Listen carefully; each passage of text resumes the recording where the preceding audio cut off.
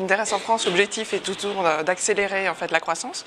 On avait déjà lancé la plateforme en français en juin avec une campagne en fait avec 300 blogueurs qu'on appelait Épingler c'est partager, qui nous a permis en fait de voir que la France était vraiment un pays important avec des centres d'intérêt très forts pour démarrer Pinterest.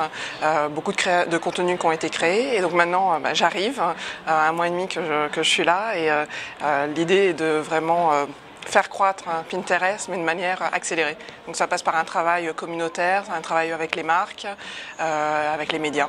On a par exemple lancé la Fashion Week, donc qui est une activité mondiale, avec New York, Londres, Milan, Paris. Dans chacune des villes, on impliquait 50 pinners, célébrités, blogueurs, des étudiants et puis surtout des grandes marques. Donc on a eu Chanel, Balenciaga, des grands médias comme Vogue, Madame Figaro ou des grands sites web comme Journal des femmes et d'autres. Et ce qui a permis en fait de faire découvrir encore plus en fait dans le milieu de la mode en France notamment la fashion Pinterest et sa valeur à travers un événement qui accumule qui est le centre d'intérêt en fait de toute une communauté à un moment T. Il y a une différenciation énorme déjà de Pinterest par rapport à ses confrères, autres réseaux sociaux. Il y a une étude qui a été faite aux États-Unis qui est intéressante sur la relation au temps par rapport au contenu qu'on trouve sur Twitter, sur Facebook ou sur Pinterest. Un tweet, c'est quelques minutes. Un post sur Facebook, c'est quelques heures. Un pin, une épingle sur Pinterest, c'est plusieurs mois, voire plusieurs années. Donc c'est une relation au temps et une pérennité en fait, du contenu qui est très importante par rapport à Pinterest. On n'est pas dans l'instantanéité, ce qui veut dire la marque va faire aussi des opérations différentes. On est vraiment dans tout ce qui est brand content, tout ce qui est donner du contenu aux utilisateurs pour que la marque se disperse en fait, et que chacun parle finalement et devienne un advocate de la marque, un évangéliste de la marque. Et là, finalement, la production de contenu, qui souvent coûte quand même un petit peu cher quand on veut un bon contenu, notamment autour de l'image, est vraiment une activité qui reste pérenne. Donc en termes des chiffres et des bénéfices business, cette fois-ci pour les marques, il y a deux volets. Il y a tous les e-commerçants et les publishers, donc tous ceux qui ont vraiment une activité en ligne, où en fait tout le trafic vers les réseaux sociaux, la majeure partie va, le plus gros parti du sharing vers les réseaux sociaux se fait vers Pinterest. Et les marques en retrouvent des bénéfices puisque un pinner, un épingleur va avoir un panier d'achat en fait souvent beaucoup plus important, un taux de conversion beaucoup plus important. On amène vraiment un trafic très qualifié. Il y a une étude américaine, donc encore américaine cette fois-ci, mais qui donne des chiffres en fait sur le pouvoir d'achat ou le panier moyen en fait d'un épingleur américain. Il est de 160 $ sur Pinterest, alors qu'il est de 70 pour Facebook. Donc on est vraiment sur des choses différentes.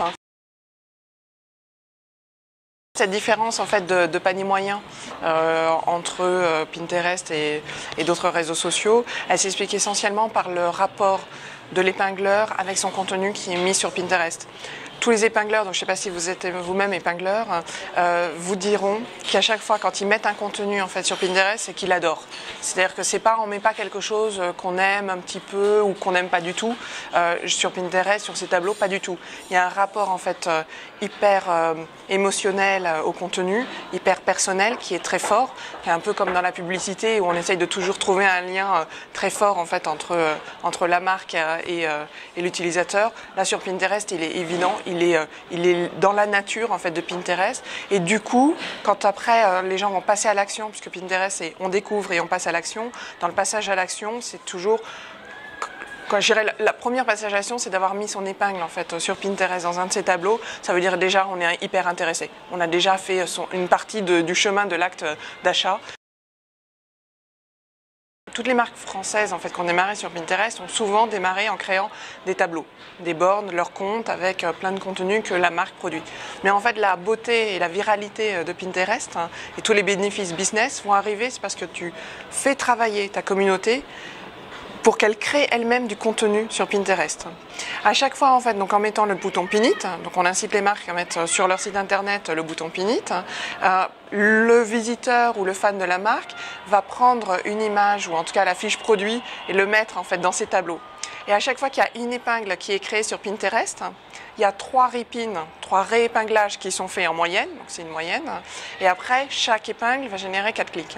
Du coup, c'est là qu'est la viralité. Et donc, on incite les marques à favoriser l'épinglage en fait à partir de leur site pour créer la viralité sur les plateformes. Nous, avec tous nos mécanismes en fait de discovery, donc on incite les gens à découvrir encore plus en fait leur centre d'intérêt et d'aller plus loin.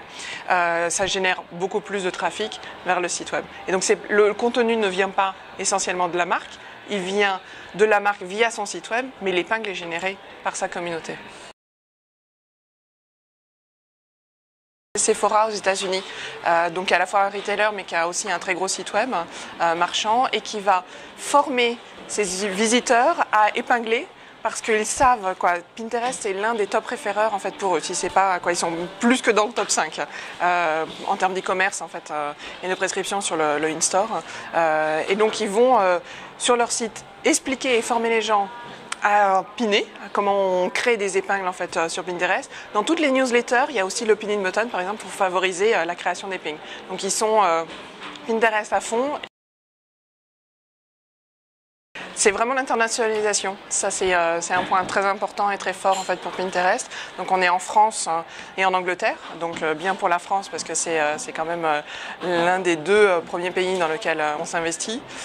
L'autre grande priorité, c'est aussi d'aller d'étendre en fait, d'élargir en fait les centres d'intérêt. Et heureusement pour les hommes, je fais toujours le constat que aussi les hommes ont des centres d'intérêt. Il n'y a pas que les femmes, il n'y a pas que la mode, la déco et la cuisine, mais les hommes aussi ont le droit d'avoir des passions et des centres d'intérêt. Et donc on a de plus en plus d'hommes qui utilisent Pinterest et même Evan, un des fondateurs en fait de Pinterest, se confiait récemment que potentiellement en fait on pouvait être plus à parité en fait homme-femme d'ici fin 2014. Donc il y a vraiment un élargissement en fait des centres d'intérêt qu'on couvre et nous on favorise aussi en fait ce genre de développement à travers des formats d'épingles qu'on apporte. Donc typiquement il y a 3 semaines on a lancé un format d'épingle d'articles qui permet en fait de créer des pistes de lecture. Ça c'est typiquement pas uniquement féminin et même peut-être un peu plus masculin. Pinterest a une capacité unique à savoir accélérer et à se focaliser en fait sur ce qui est important. On est 140, essentiellement à San Francisco avec 2 personnes dans le monde pour l'instant et 140 personnes qui ont fait quelque chose normalement à peu près 1000-1500 personnes auraient dû créer. Donc c'est vraiment cette capacité en fait de Ben, le fondateur, l'un des fondateurs et CEO, à vraiment driver la société et toutes les équipes dans une même direction. On est dans un développement très lean startup. Alors, on est 140 donc on n'est plus très lean, donc pour ceux qui ne connaissent pas le mot anglais ou le concept des lean startup qui est quand même le principe d'être frugal et d'être vraiment drivé sur l'essentiel. Mais il y a tous les mécanismes, les bons mécanismes, je dirais, de tout ce qui est lean startup, customer development, qui sont utilisés en fait chez Pinterest.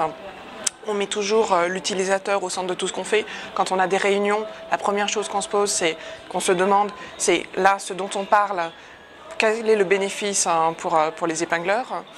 Donc vraiment travailler sur l'expérience utilisateur à fond et puis vraiment se focaliser sur l'essentiel mais être aussi très dans l'opérationnel. Et je dirais là, on parlait de mon parcours un petit peu avant et c'est vrai que moi j'ai monté plusieurs startups. Donc tu pars de zéro et avec les moyens du bord, tu dois y arriver.